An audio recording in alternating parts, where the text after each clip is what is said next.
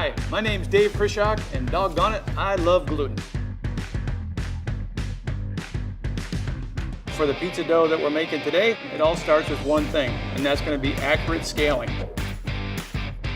11.5 pounds of water, 20 pounds of power flour, 5 ounces of instant yeast, 6 ounces of sugar, and about 6.5 ounces of salt.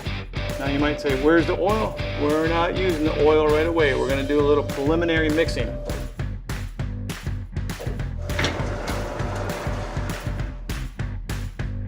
We'll then add some oil. That'll be about 13 ounces. So now this is after 8 minutes of mix. You can see some translucency, and that's what we want to see.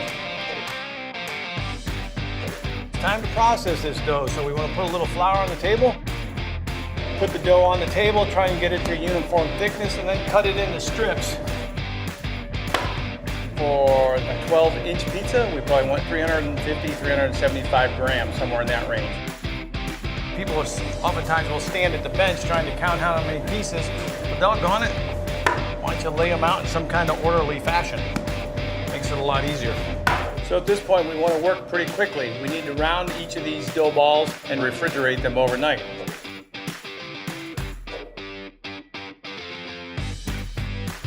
If you ever have a hard time rounding, you use a little water on the bench. You can feel that they're already starting to skin over. Make sure this stays just as covered as possible.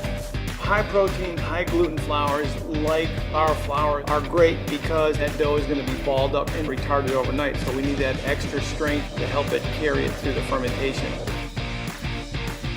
The first one is one that we rounded just about 15 minutes ago. It's going to quickly tear a little bit. The second one has had about 4 or 5 hours of relaxation time covered in the tub. And then to compare that to the third one, because it's had the 16 hours of fermentation time, look at the gluten film I can pull. This dough is just incredibly extensible.